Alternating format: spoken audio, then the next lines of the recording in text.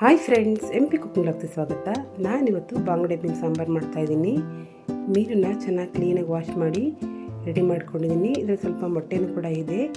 ಈ ಟೈಮಲ್ಲಿ ಮೀನಲ್ಲಿ ಮೊಟ್ಟೆ ಬರುತ್ತಂತೆ. ಇವಾಗ ಇದಕ್ಕೆ ನಾನು ಸ್ವಲ್ಪ ಅರಿಶಿನ ಪುಡಿ ಹಾಕೋತಾ ಇದ್ದೀನಿ. ನಂತರ ಇದಕ್ಕೆ ಸ್ವಲ್ಪ ಉಪ್ಪನ್ನು ಕೂಡ ಸೇರಿಸ್ಕೊಂಡಿದ್ದೀನಿ. ಈ ಥರ ಮಾಡೋದ್ರಿಂದ ಮೀನಿಗೆ ಉಪ್ಪು ಮತ್ತು ಅರಿಶಿನ ಪುಡಿ ಚೆನ್ನಾಗಿ ಹಿಡಿಯುತ್ತೆ. ಅದಕ್ಕೋಸ್ಕರ ಈ ರೀತಿ ಮಾಡ್ತಾಯಿದ್ದೀನಿ. ಇವಾಗ ಇದಕ್ಕೆ ಮಸಾಲ ರೆಡಿ ಮಾಡ್ಕೊತಾ ಇದ್ದೀನಿ. ಈರುಳ್ಳಿ, ಟೊಮೊಟೊ, ಪುದೀನ ಸೊಪ್ಪು, ಕೊತ್ತಂಬರಿ ಸೊಪ್ಪು, ತೆಂಗಿನಕಾಯಿ, ಉರಿಗಡಲೆ, ಗಸಗಸೆ, ಶುಂಠಿ ಬೆಳ್ಳುಳ್ಳಿ ಪೇಸ್ಟು,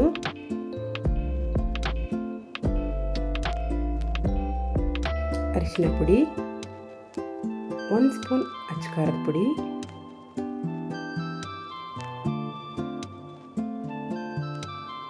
ಎರಡು ಸ್ಪೂನ್ ಧನಿಯಾ ಪೌಡರ್ನ ಕೂಡ ಸೇರಿಸ್ಕೊಂಡಿದ್ದೀನಿ. ಕೊತ್ತಂಬರಿ ಸೊಪ್ಪು, ಪುದೀನ ಸೊಪ್ಪು ಇಷ್ಟನ್ನು ಹಾಕ್ಕೊಂಡು ರುಬ್ಬಕ್ಕೆ ನೀರು ಎಷ್ಟು ಬೇಕು ಅಷ್ಟನ್ನು ಹಾಕ್ಕೊಂಡು ಈ ರೀತಿ ನುಣ್ಣಗೆ ರುಬ್ಬಿಟ್ಕೊಂಡಿದ್ದೀನಿ. ಹುಣಸೆಹಣ್ಣು ಕೂಡ ನೀರಿಗೆ ನೆನೆ ಹಾಕಿದ್ದೆ. ಒಂದು ಪಾತ್ರೆ ತಗೊಂಡಿದ್ದೀನಿ. ಇದಕ್ಕೆ ಸ್ವಲ್ಪ ಎಣ್ಣೆ ಹಾಕೋತಾ ಇದ್ದೀನಿ. ಎಣ್ಣೆ ಬಿಸಿದ ನಂತರ ಸಾಸಿವೆ ಹಾಕ್ಕೊಂಡಿದ್ದೀನಿ. ಕರಿಬೇವಿನ ಸೊಪ್ಪನ್ನು ಕೂಡ ಹಾಕೋತಾ ಇದ್ದೀನಿ.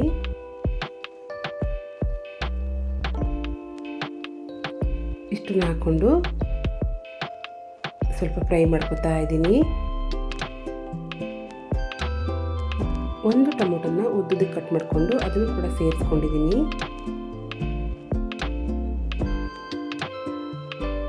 ರುಬ್ಬಿರೋ ಅಂತಹ ಮಸಾಲನ್ನು ಹಾಕ್ಕೊಂಡಿದ್ದೀನಿ.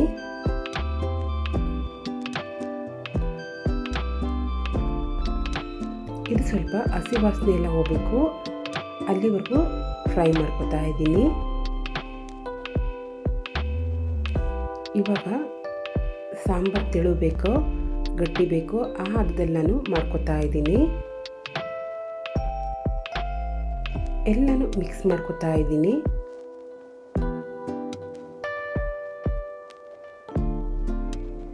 ಈ ಟೈಮಲ್ಲಿ ನಾನು ಹುಣಸೆ ಹುಳಿನೂ ಕೂಡ ಹಾಕೋತಾ ಇದ್ದೀನಿ. ಈ ವಿಧಾನದಲ್ಲಿ ಒಂದ್ಸಲ ಸಾಂಬಾರು ಮಾಡಿ ನೋಡಿ, ತುಂಬಾ ಚೆನ್ನಾಗಿರುತ್ತೆ.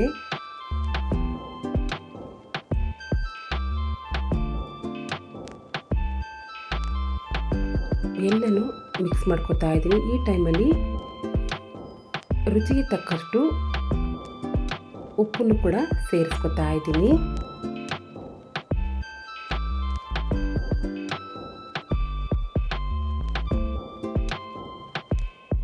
ಕೊತ್ತಂಬರಿ ಸೊಪ್ಪು, ಪುದೀನ ಸೊಪ್ಪನ್ನು ಕೂಡ ಹಾಕ್ಕೊಂಡಿದ್ದೀನಿ. ಎಲ್ಲನೂ ಮಿಕ್ಸ್ ಮಾಡಿಕೊಂಡು ಉಪ್ಪು ಖಾರ ಹುಳಿ ಎಲ್ಲ ಒಂದ್ಸಲ ಚೆಕ್ ಮಾಡ್ಕೊಂಡಿದ್ದೀನಿ.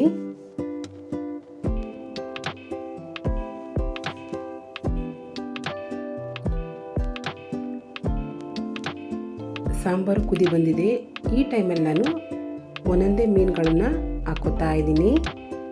ಸಾಂಬಾರು ಕುದಿ ಬರದೆ ಮೀನು ಹಾಕೋಬಾರ್ದು.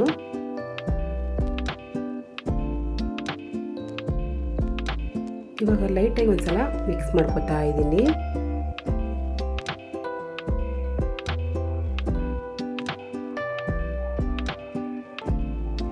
ಇವಾಗ ಮುಚ್ತಾ ಇದ್ದೀನಿ.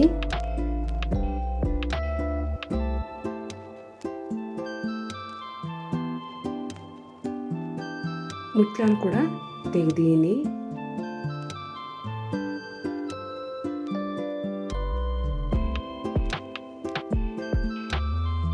ಮೀನು ತುಂಬ ಚೆನ್ನಾಗಿ ಬೆಂದಿದೆ. ಸಾಂಬಾರು ಕೂಡ ಅಷ್ಟೇ ಚೆನ್ನಾಗಿ ಬಂದಿದೆ.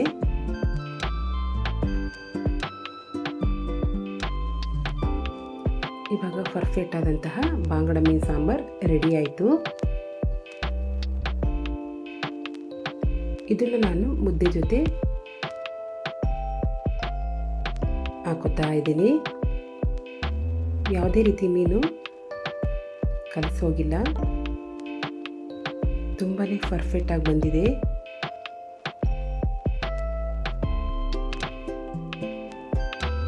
ಸಾಂಬಾರ್ ಟೇಸ್ಟ್ ಅಂತೂ ತುಂಬಾ ಚೆನ್ನಾಗಿರುತ್ತೆ. ಖಂಡಿತವಾಗ್ಲೂ ಈ ವಿಧಾನದಲ್ಲಿ ಒಂದ್ಸಲ ಸಾಂಬಾರನ್ನ ಟ್ರೈ ಮಾಡಿ ನೋಡಿ. ತುಂಬ ಅಂದರೆ ತುಂಬಾ ಚೆನ್ನಾಗಿರುತ್ತೆ.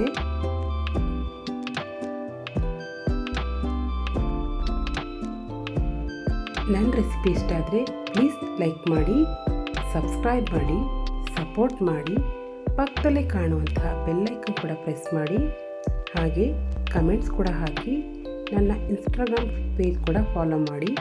Thank you.